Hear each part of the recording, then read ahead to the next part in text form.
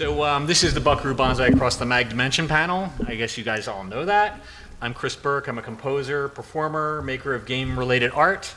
This is Carl Rauscher, who... Well, why don't you introduce yourself better than I can? My name is Carl Rauscher. I'm a fiction writer and a part-time futurist, and I am currently on furlough, so I won't be able to talk about government work. So, you guys can hear us, all right? Okay. So, let's start with the facts. The Adventure of Buckaroo Banzai Across the Eighth Dimension, released August 10th, 1984. I'm going to try to do this fast so we can catch up. And you guys all know all of this, probably. August 10th, 1984, Metro-Goldwyn-Mayer, directed by W.D. Richter. He's seen here with Peter Weller. How do I flip these like that? Yeah, okay. It is written by Earl Rauch. I think that's how you pronounce it. Anybody know? Rauch? Spelled funny? Okay, and of course starring Peter Well as Buckaroo Banzai, John Lithgow as Dr. Emilio Lizardo. Too faster. Does anybody know who Peter Weller is? RoboCop. Thank you, RoboCop. Okay, all right. Well, I was trying to explain this to my teenage daughter while I was doing the training, and she's like, I don't know who half of these people are. So, interesting side note here: the guy he's pinned against the wall is Jonathan Banks, Mike Ehrmantraut from Breaking Bad. This is Ellen Barkin as Penny Pretty, Jeff Goldblum, of course, as New Jersey, Christopher Lloyd as John Big Booty. Thank you. Pepe Serna, I think you say, is Reno, Nevada. And there he is with Lewis Smith as Perfect Tommy. Everybody knows Perfect Tommy because he's perfect. Rosalind Cash as John Emdahl. Robert Ito as Professor Hikita. This is going to be the whole panel, just the cast. And Vince Scavelli as John O'Connor. And let's flip pages. Thank you. Clancy Brown as Rawhide. And Carl Lumley as John Parker. Okay, so the music is by Michael Boddicker. I happen to be a huge fan of the soundtrack. It has never seen a release, and we'll get to the reasons for that. It's pretty much the whole reason for the panel is I wanted to know why there's never been a sequel to Buckaroo Banzai. It's come out in various other forms. There's comic books, as you guys probably know. There are several comic books. There's a video game that was released on a number of platforms. But first I want to I question how much of this is relevant because you guys seem to already know a lot about the movie. But I'm going to really quickly show that trailer. I think this is the original trailer. There's two of them here, and I'm not sure which is which, but...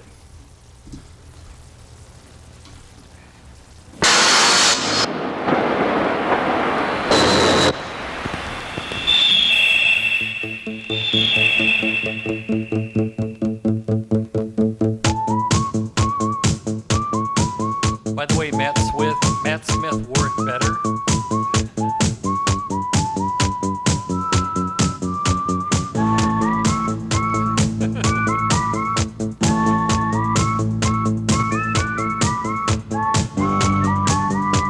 While this is playing, I just want to throw a few factoids at you. Michael Keaton was originally offered the role of Buckaroo Banzai. Jeff Goldblum turned down Ghostbusters. And Buckaroo Banzai. Of course, Ghostbusters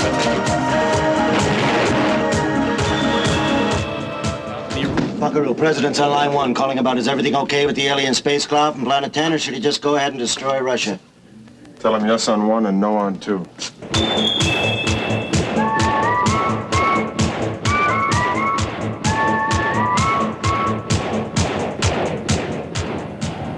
Which was yes, destroy Russia or number 2?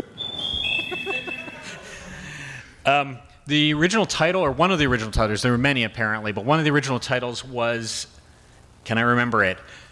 Find the Jet Car, Said the President, a Buckaroo Banzai Adventure. So we're lucky that they decided not to use that title. The plot, so in researching this, I came upon a really excellent review of the movie on TwinCitiesGeek.com, and I'm all for stealing things, but I'm giving him credit. I really like the way he summed it up, so I'm just going to run through that real quick. He says, the plot makes more sense the more times you watch it, but it's not easily conveyed in a quick synopsis. Buckaroo Banzai is a neurosurgeon, rock star, physicist, weapons expert who has his home base in New Jersey. That's the weirdest part. He's surrounded by the Hong Kong Cavaliers, a group of like-minded individuals who all contribute to fighting crime, exploring science, and rocking out. With names like Perfect Tommy, New Jersey, Rawhide, Reno, Nevada, Pinky Carruthers, and Picos, they do everything, and they're just the main team members. Buckaroo also has a network of fans that are a support system, from rug cleaners to the President of the United States. In the film, Buckaroo has just created a device, as you all well know, that allows a car to drive through solid matter. Of course, this attracts the attention of an evil red lectroid from the 8th dimension by the name of John Worfen, who has taken over the body of the famous physicist Dr. Emilio Lithgow. Worfen wants a device so he and his followers can wage war against the peaceful black lectroids of Planet 10. I've seen the movie probably 4 times, and that actually was news to me. I mean, I remembered seeing it, knowing it when I watched it, but it just went right out of my brain because it doesn't really matter. The movie is like just so bizarre. Sounds simple, except you have black lectroids threatening to destroy the Earth unless Buckaroo can stop Worfen. Did I mention there's also Penny Pretty, who looks exactly like Buckaroo's late wife, and he has to rescue her so they can hopefully develop a relationship. This film really has everything your 12-year-old self would have loved: a supersonic car, aliens, spaceships, rock and roll, bubble-wrapped glasses, fights, slugs, and a watermelon experiment. Yes, we're going to watch the watermelon. Thank you. Sorry, I can't do this faster. This is a really low quality video. It's the best I could get off of YouTube, sorry.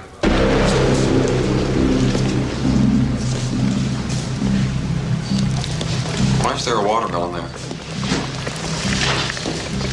I'll tell you later. So I'm going to come back to that later. I will tell you later. But yeah, seriously, that is a very important scene. Let's move to some other images here.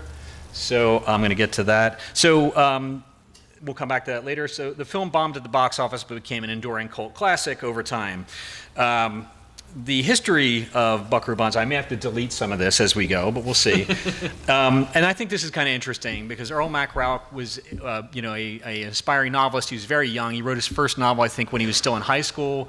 Never got it published, of course. I think it was called something about, I don't remember. But originally, the name of the character is Buckaroo Banzai, and he was a country western singer and a jet car driver. And he came, I'm not going to go into the details, but W.D. Richter and his wife were scouting around to find interesting young writers that they could take, pull under their wing, option the scripts that they write, and make an interesting movie. And to them, it seemed like this was a good time. This would have been in the 70s, early 70s, when there was a bit of an opening. There was, American film was really just hitting its peak. I mean, the golden age of American cinema was basically the 70s, right? So at least most people agree with that. So he wrote a bunch of different outlines, some of which exist in various forms. The race to defeat Mr. Cigars. I really want to know what that one was about. A battle with a King Kong-like robot owned by a cartel, and one about Adolf Hitler having escaped from Berlin disguised as a woman and hiding in a jungle populated by giant ape men. He wrote 5 episodes. This was from W.D. Richter himself, so I tend to believe this. He wrote 5 episodes. One was a full screenplay, one was a 57-page treatment, and the others were 25-page scripts, so they weren't fleshed out at all. The original title, as I said, was Find the Jet Car, Said the President, a Buckaroo Banzai thriller. Sorry, I had that wrong. In 1981, Richter formed an independent production company, had over 200 pages of saga. They pitched MGM. And this, according to W.D. Richter recently in an interview, he says, quote, if MGM producer David Begelman had been believed sufficiently in the overall concept, he would have bought the entire universe of Buckaroo Banzai. Instead, he said this: I don't get this thing. Let's develop one script and see how it turns out. They only bought the original treatment, which was lepers from Saturn, which mutated into lectroids from Saturn, which was changed to Lectroids from Planet 10 and eventually became The Adventures Across the 8th Dimension. So that's the basic history. It goes on well beyond that. After the movie came out, there's a whole lot more to it, and most of it had to do with the fight to try to make a sequel, the fight to get it on television, the fight to get it in anything. Basically almost all of which, with the exception of the video game and the comic books, were doomed to failure, and I'll get to that in a moment. How are we doing on time?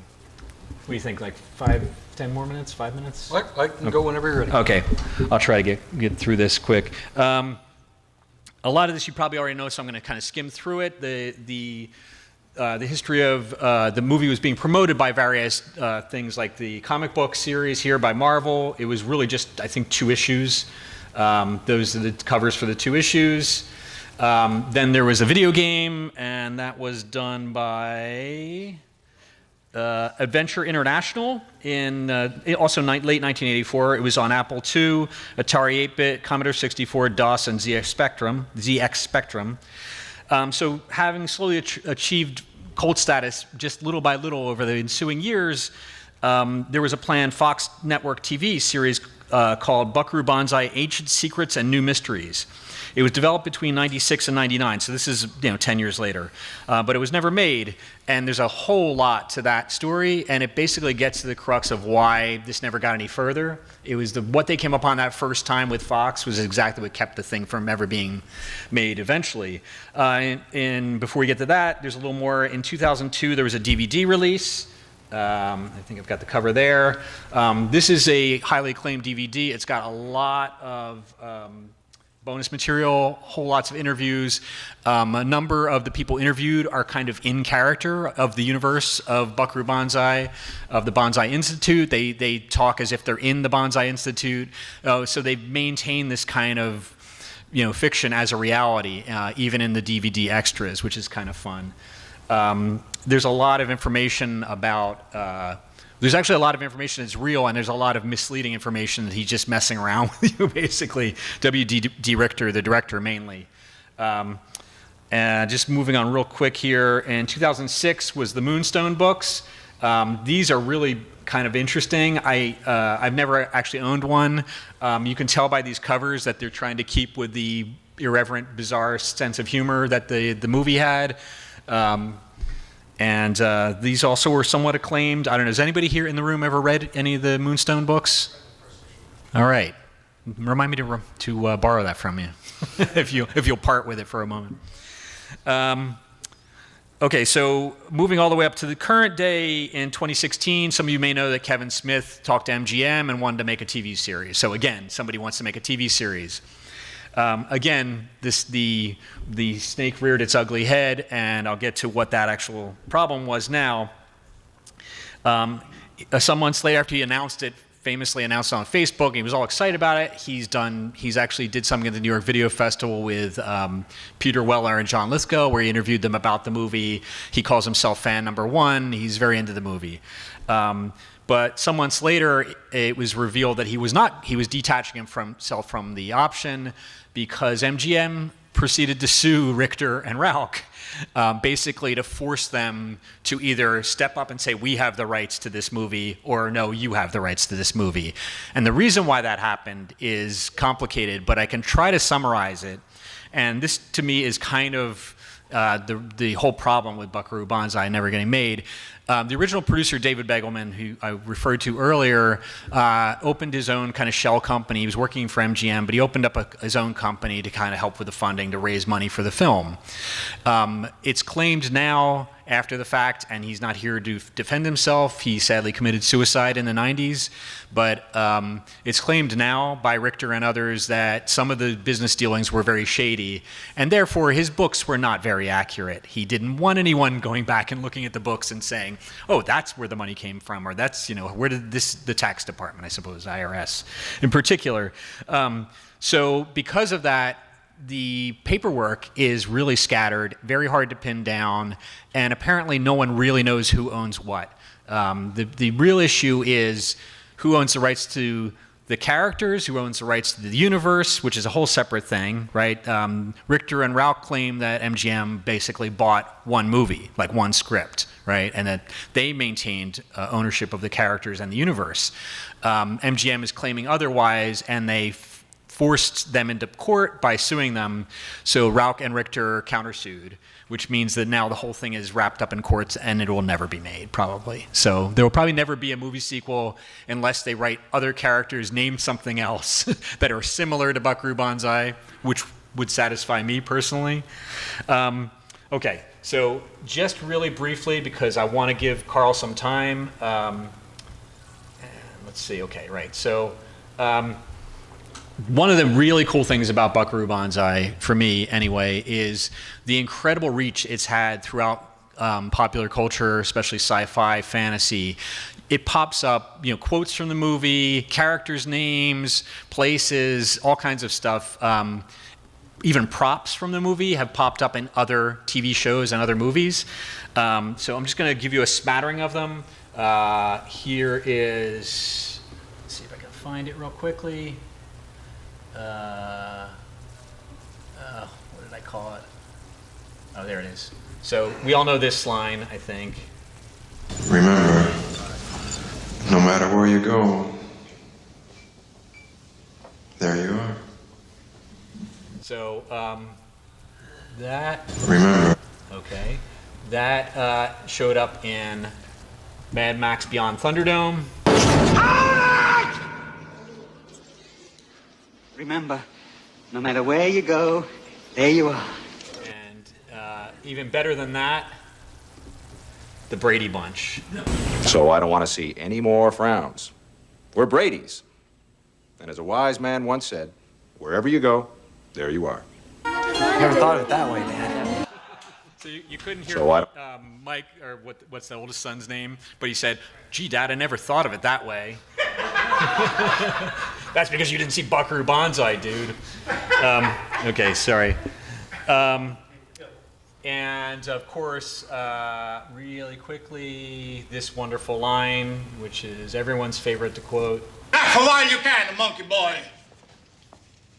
So I don't know if people who don't know that line probably could not understand his accent. That's the worst Italian accent ever. It's hilarious throughout the movie. But he said, "Laugh while you can, monkey boy," because he's an alien, and to him, humans are just monkey boys. There's a number of versions of that in movies, but let's just look at this one, Men in Black. Whoop. Let her go, shit-eater. Oh, listen, monkey boy. Compared to you humans, I'm on the top rung of the evolutionary ladder. Could you understand that? Sorry, the sound in here isn't great. Listen to me, monkey boy. Compared to you humans, I'm on the top rung of the evolutionary ladder. Okay. We don't have a lot of time for there's a whole bunch more, but the really important one to me is the oscillation overthruster, which of course is the device. It's sort of like the Hitchcock's MacGuffin. It's a thing that makes the jet car work. Of course, Carl will go into some detail about that particular thing, but let's just. Reserve brake system 2. Closed and guarded. Gear handle.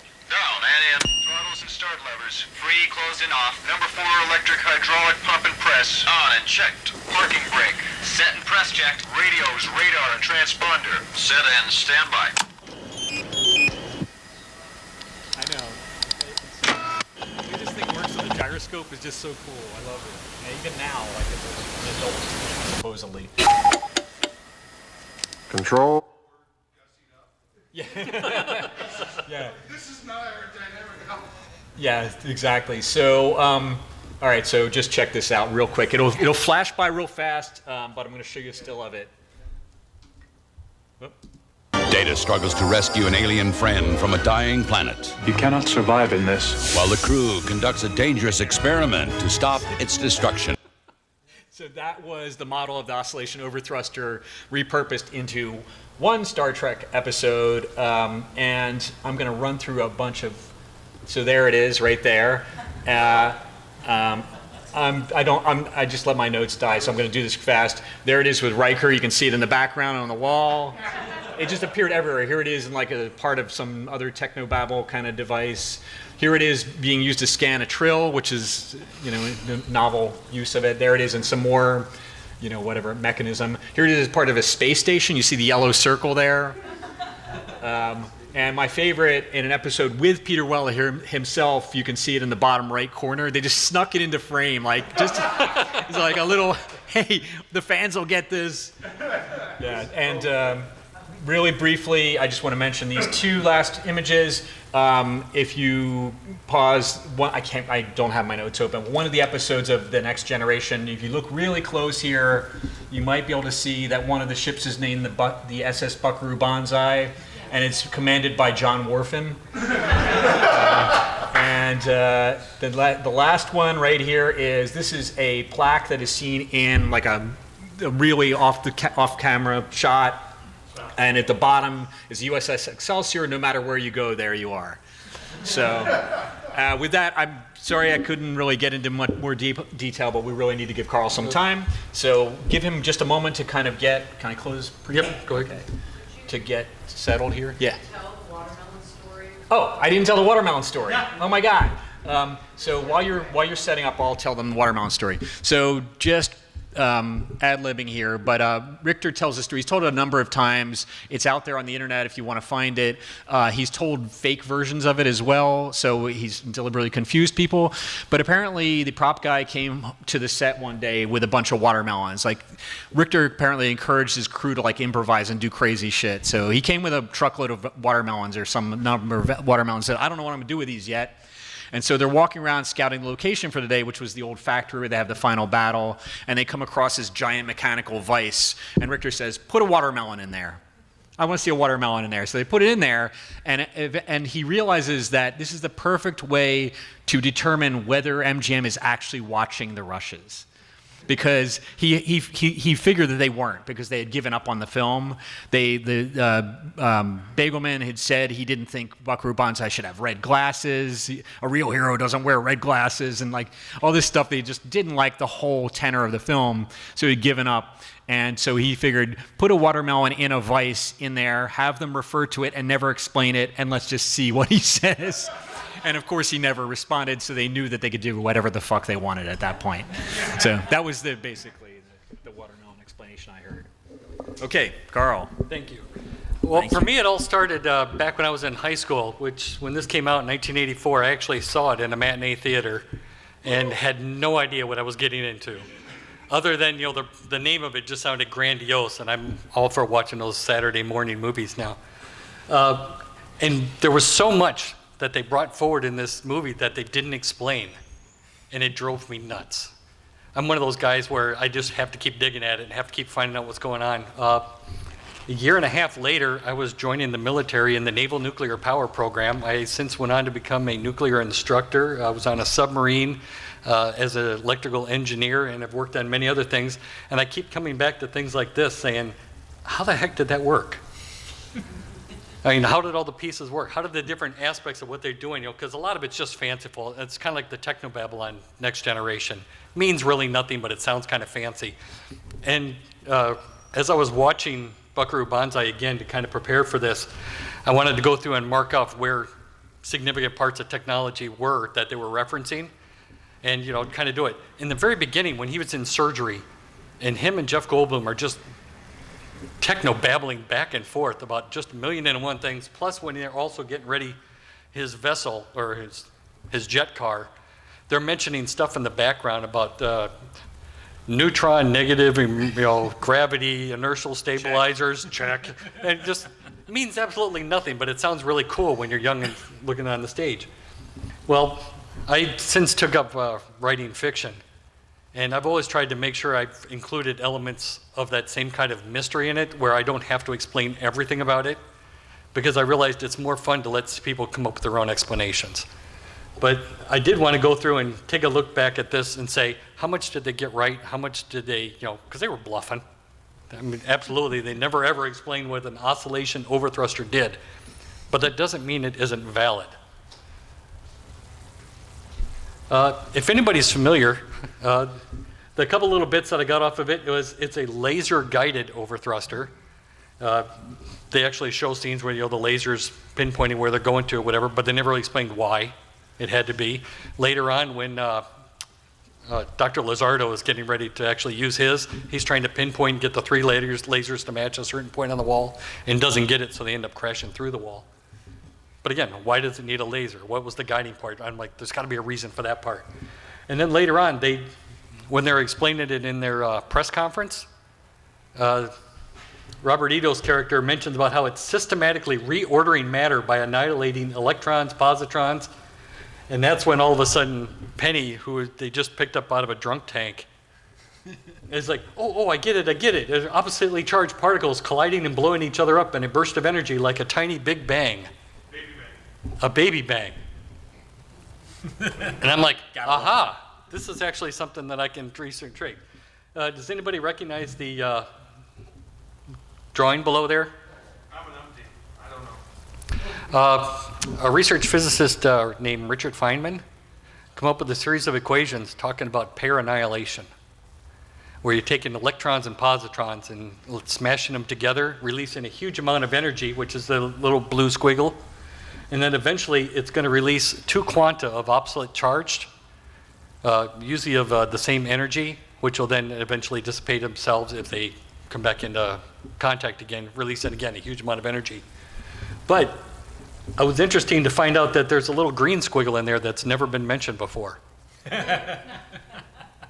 Anybody have any idea what that thing is?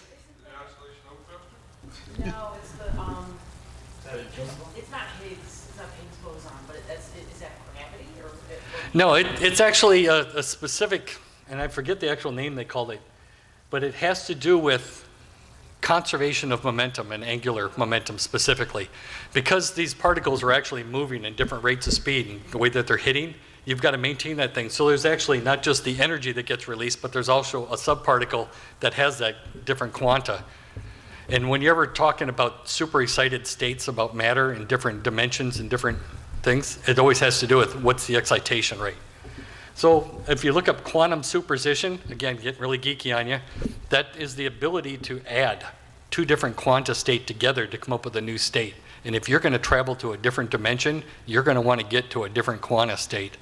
So by them doing pair annihilation, they're actually able to use and capture and focus that particular energy to change the state of the jet car. And that's what allowed him to actually get to a different dimension. That makes some small amount of sense to my... That's my story, and I'm sticking with it. Buckaroo Banzai is real! Like I say, no, it gets better. 8th dimension.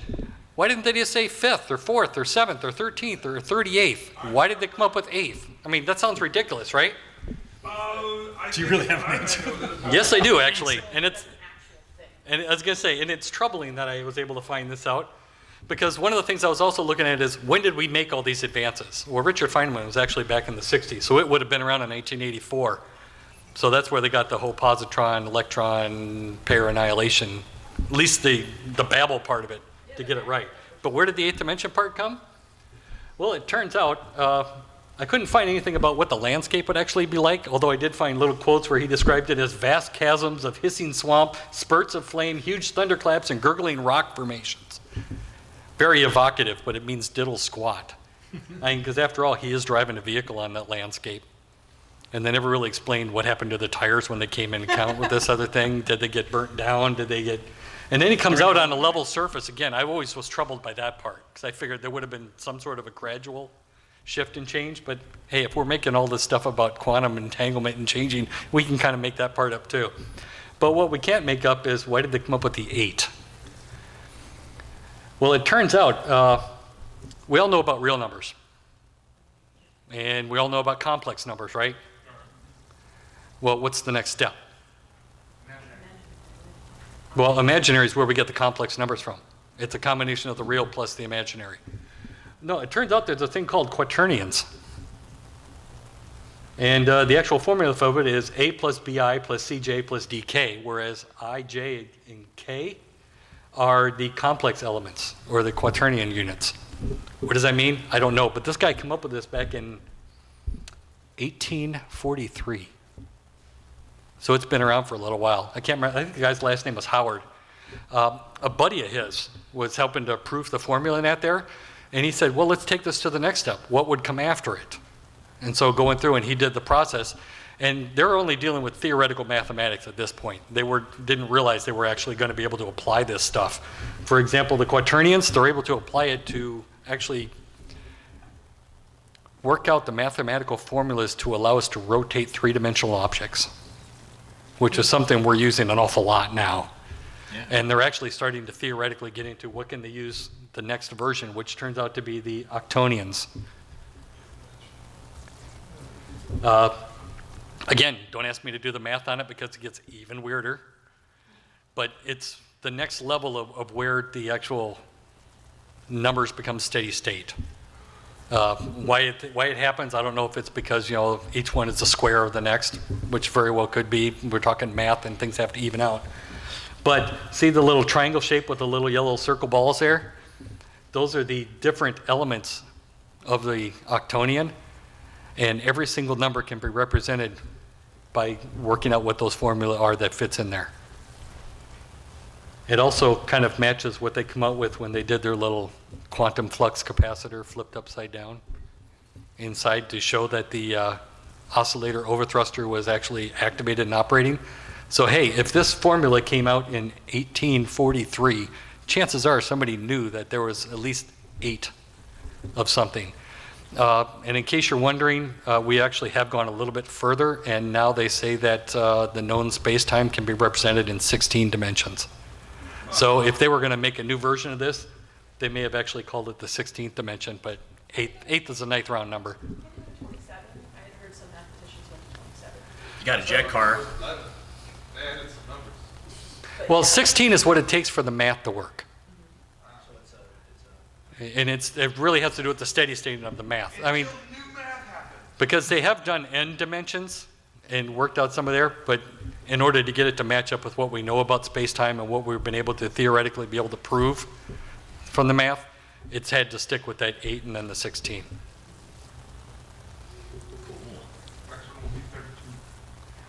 And let's see, the one other aspect of technology that drove me nuts, trying to figure out how they did it, and it had to do with the alien camouflage. How is it that he was able to see the aliens when nobody else could see them? Do you remember what happened to him that allowed that to happen? Come on, guys. He was on the phone, he got electrocuted. He got electric shock. And all of a sudden, he could see them.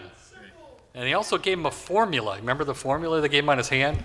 And he transferred it, but apparently Rob...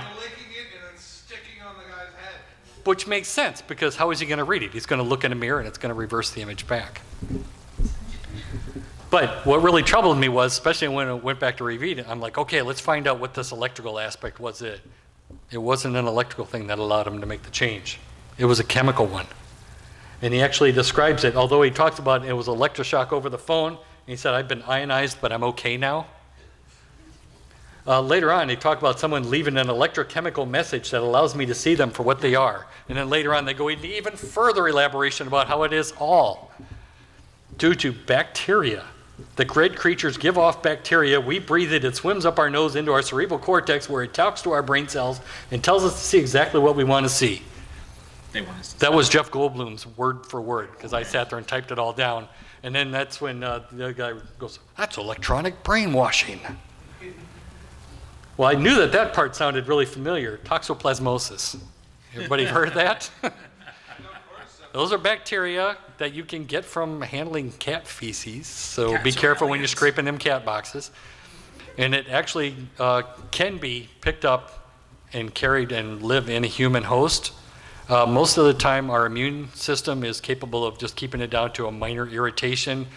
Most common symptom I found, besides the headaches and something else, was blurry vision. So I thought that was kind of an interesting, maybe this has to do with vision. Again, I was spitballing here. But they also talked about how would they actually kill it and disrupt it, and they were using a chemical thing. But I wanted to go back to the electric shock thing. How would that have worked? Telephone systems are low voltage. So we need to have something that could be transmitted across a low voltage system. Obviously, he wasn't getting electrocuted. But if we did pulsed electric fields, we could actually get that up to much higher and get that transmitted across. And then I found an interesting article from 2016 about using pulsed electric fields to decontaminate food supplies. By using the pulsed electric fields at a certain frequency and a certain variation, it actually disrupts the cellular wall of bacteria and causes them to be able to be infiltrated and then break down and no longer be able to operate. So if he was being plagued by these bacteria from the red electroids and not being able to see them, perhaps a pulsed electric field was generated with him that caused the disruption, and that's what he meant when he talked about I have been ionized, but I'm okay now. Again, it's my story, and I'm going to stick with it. And not to go on, because I really wanted to keep it relatively short, my miscellaneous favorites. First things first, the conversation he had while they were having the surgery, and Rawhide is explaining to him what's going on. He mentioned about how they're using a laser to vaporize a pineal tumor without damaging the quadrigemal plate. I had to look up those things, of course, and they actually do make sense. The quadrigemal plate has to do with in the center lobe part where it's holding the two lobes of the brain. And the center part and the pineal gland is located right above it. And if there was a tumor on the pineal gland, it would be actually causing pressure onto that quadrigemal plate, causing it to be deformed. Again, I don't know what that has to do with it. I think they really got lucked out on this one. But the second part he talked about is subcutaneous microphone will allow the patient to transmit verbal instruction to his own brain. And he says, like throw the rock, he said, or throw the harpoon. It was an Eskimo. So I'm like, what's the deal with a subcutaneous microphone? Well, back in 1984, that was really about the best way they could figure that they were going to be able to communicate and send signals. They didn't know about being able to do the digital processing like we do.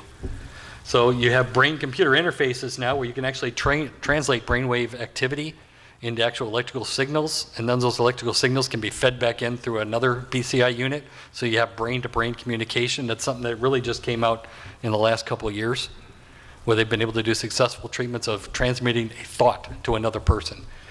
But I did find that they were actually talking about implanting subcutaneous microphones in people. And I thought, well, besides using it in a military application so they don't have to wear those cheap little throat mics, it turns out they're actually using it for cochlear implants. Who knew? Rather than having the device that actually mounts externally and has the microphone and is able to pick up a lot of the rustling and moving and having to cause additional problems, they found that if they actually implanted it subcutaneously, they could cut down on a lot of that noise, or at least allow it to filter a lot, and be able to increase the gain, thereby be able to increase the quality of sound that they're able to transmit directly in through the cochlear implant. And then, of course, there's a whole laser vaporizing tumors. We've been doing that for a while, but I did find it interesting. There was an article about using laser ablation surgery deep inside the brain to deal with pineal tumors. And that was actually in a being placed done in St. Louis as of this year. Most of the time before then, they were really reluctant to use lasers down deep inside the brain because you're so invasive. This in here, they're talking about a pencil-sized hole. Second part, Dr. Lizardo's electric memory stimulator. If you guys remember this, he stuck one electrode on an earlobe, the other one on his tongue with that weird, creepy padding, and then he had a switch that he had mounted on his wrist, like a really funky wristwatch, or a Pull the switch kind of switch? yeah, and electrocuted himself, thereby restoring the memories that he had back when he initially came across, and gave us a real neat reason to have a flashback to show a young Dr. Emil Lizardo throwing himself against a cement wall and getting stuck partway through it. If you guys didn't get a chance to see that scene, that is the cheesiest thing I've ever seen in my life. But that's what made the movie great, because there's so many of them. It does turn out that transcranial magnetic stimulation has been used since the 1990s to use basically strong magnets at key parts where the brain is to stimulate a weak electrical signal to actually stimulate and restore the process for allowing memories to be able to be formed and retrieved. They've been using it, or at least looking at it as a possible treatment for Parkinson's, but they found it was also having an effect on their memory recall. It's just a matter of finding the right place and the right voltage, I think. And the right accent. Yeah, I was going to say, but nothing about actually sticking electrodes on your tongue. I think that may have just been his biology. The next part, and I really looked for a picture of this, and I really wish I could have got neat videos like you did, but the device that they used to transmit the signal to Buckaroo Banzai that they delivered in a large pink box, it looked like a large orange Jell-O cake made of plastic or whatever. They sat down, and it had this funky little creature type device that they sat on it that ran around and around on it, and it projected up a hologram above it, and then they would actually be able to view the hologram by wrapping their face in bubble tape. Again, very cheesy, very present. I couldn't find anything having to do with the bubble tape unless it is polarized in some fashion. But I did find that somebody actually created a turntable that's played by resting it on top of a stationary vinyl record, and it runs around, called the Tamco Sound Wagon from 1970. And apparently you can still buy them because they have remanufactured them and they're available on eBay for like $70. And no, I'm not about to buy one just so I can give it a try. But I did think it was interesting that they weren't creating something totally fictitious. The only problem that they had was how did they do the hologram, since they don't have any sort of special projection way. Well, it turns out we've actually been working on free space volumetric displays where laser light is actually not being used to reflect against each other or against a surface unless you want to count little microscopic particles of dust, which are then held aloft in the air by the laser light changing the air pressure and key points or whatever to keep those particular points aloft so that you can actually reflect light off of it and create an image. The examples that they were able to show of this technology in use, it's really amazing stuff. And the genesis for it was the Tony Stark scene from the Avengers, where he has the holograph glove that fits over his hand, and he's able to manipulate stuff on it. And they were like, we can't do that with regular holograms because as soon as you stick your hand into it, you're blocking part of the thing for it. So that's when they were trying to figure out how would we do that, and that's when they come up with this dust aspect. Although to me, I think that would be just as nasty. And they got the watermelon. Besides pissing off the people to see if they're paying attention with the daily, the only thing I could find of why you would put a watermelon in a hydraulic press, it turns out that there's actually science experiments that kids have been doing in schools for quite a few years where they take a watermelon and they put a rubber band on it. And then they put another one. And then they put another one. And they just keep doing this and doing this and doing this. And everybody want to tell me what happens? It explodes! It explodes. And then the teacher says, now why did it explode? And all the kids kind of scratch their head. Well, it has to do with the surface tension of the outside of the rind and the fact that you're providing very small amounts of tension when you put the rubber band on it, but it's a continual tension. And using Pascal's principle, any pressure applied to a closed environment, liquid environment, is going to have that pressure felt equally throughout the entire surface of it. And what's happening is because you're compressing it and because the rind itself has irregularities due to how it's grown, the fact that it's sitting on one part, so it's going to be a little bit flatter and a little bit thinner, especially towards the end, eventually that pressure builds to the point where it erupts out the sides. Doesn't explain why they put it in a hydraulic press. But hey, like I said, I was really struggling to come up with a reason. And well, they do. I thought somebody did explain the purpose of the experiment. Yeah, Richter, he came up with an explanation just in case they did watch the dailies, and then he called him and said, why did you put that watermelon there? He apparently was going to say that it was something that the Banzai Institute was preparing to drop, basically bounceable food from helicopters to environments where people were starving.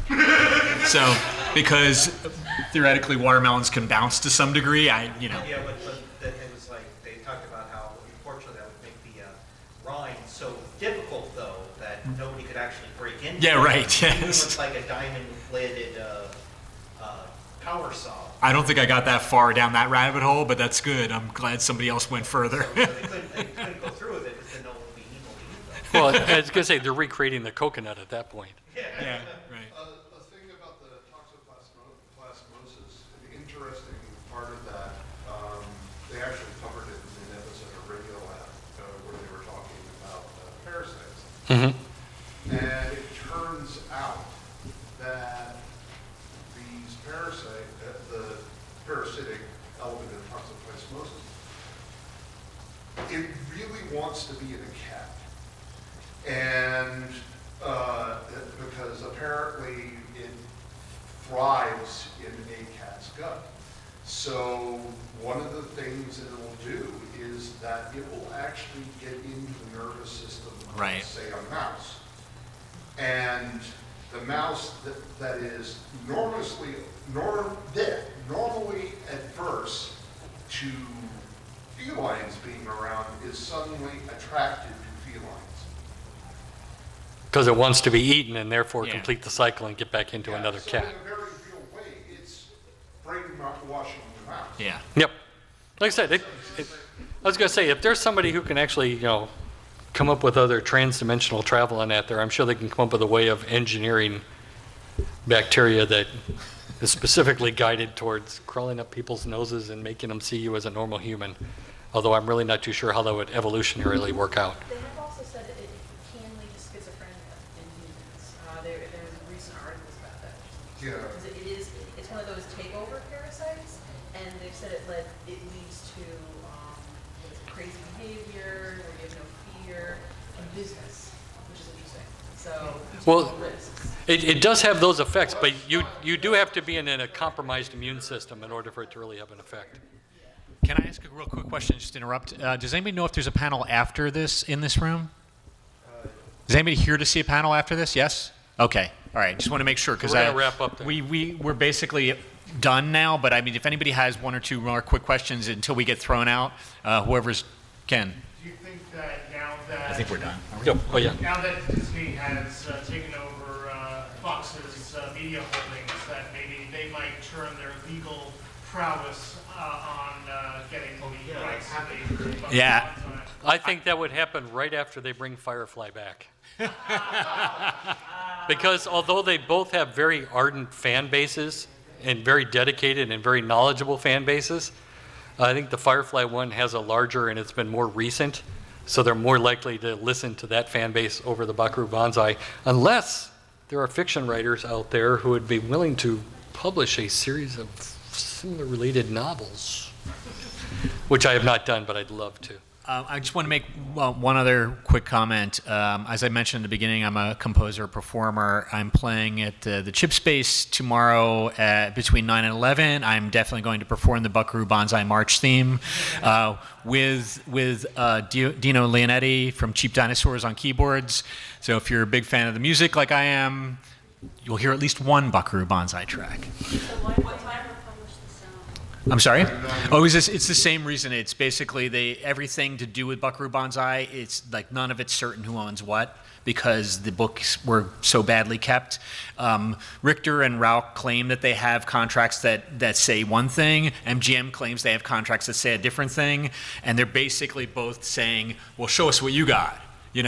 Like nobody wants to admit that they don't really have much. And I think that because of that, it's just going to be stuck in the courts. And also probably Rauch and Richter don't have the money to pay, to go up against MGM in court, I'm guessing. Yeah, well, if copyright law hadn't been completely turned in on itself by certain rich groups, 20 years would have already gone by, and now it would be open, free, public domain. Yeah. So just wait for, 70 life plus 70? What is it right now? Yeah. Yeah. So, but yeah. In this case, we want the author to be alive, so that's not going to work. Anybody else? Any other questions before we? Yeah, what time's your show? Sorry, we don't know. It's between 9 and 11. Do you know what? I thought I said that. Between 9 p.m. and 11 p.m. tomorrow night, Friday night. Sean is doing visuals. He's an awesome visualist, so come for that as well. Pixel Seed. Do you know any more than I do? That's all I know. Okay. Yeah, one of us is going first, another one's going second, and the other one's going third. That's all I know. Okay, thanks so much, folks. I really appreciate it. Thank you, Carl. Thank you.